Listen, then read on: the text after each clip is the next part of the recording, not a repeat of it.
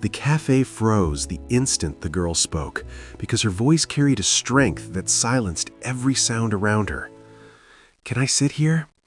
The U.S. Marine lifted his eyes, trained by years of combat to scan for danger. Yet what he saw disarmed him completely. A small girl stood on metal crutches, one leg missing below the knee, a pink dress hanging loosely, her hands trembling while her gaze stayed brave. At his side, his German shepherd straightened, ears sharp, watching her not as a threat, but as someone important. The Marine paused, memories crashing in without warning. Years earlier, in a shattered village overseas, he had carried a wounded child through smoke and screaming chaos, whispering promises he believed he could keep. She died in his arms. That failure followed him home, heavier than any medal, louder than any nightmare. He slowly pulled the chair back. "You can sit here," he said. The girl's shoulders relaxed. She moved forward carefully, crutches tapping softly, and the dog stepped closer, steady and calm, placing himself beside her like a living shield. When she finally sat, he rested his head gently against her leg. "My name is Lily," she said. "He feels kind." "He is," the Marine replied. "He saves lives." She told him about the accident, a drunk driver, 1 second that erased the future she knew. She spoke about classmates who avoided eye contact, strangers who stared, and the fear she carried every time she entered a room, wondering if she belonged. The Marine listened in silence, fists clenched. Then she asked, "Did you lose something too?" He breathed out slowly.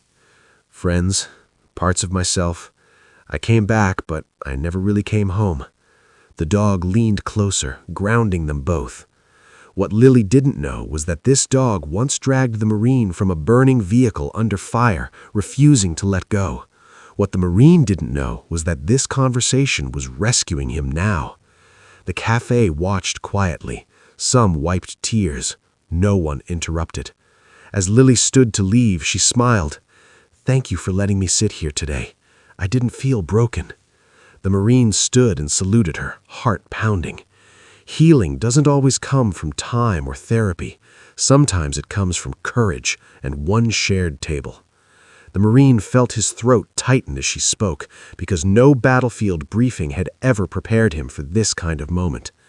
He noticed the faint scars on her hands from learning how to fall and stand again, the careful way she balanced herself, and the quiet determination that refused to be pitied. It reminded him of soldiers he trusted with his life, men and women who kept moving even when everything hurt. Lily asked about the dog, and he told her how they trained together, how loyalty is built through trust, not commands. She listened closely, nodding, absorbing every word like it mattered. For the first time in years, the Marine heard himself speaking without armor, without rehearsed answers, just truth.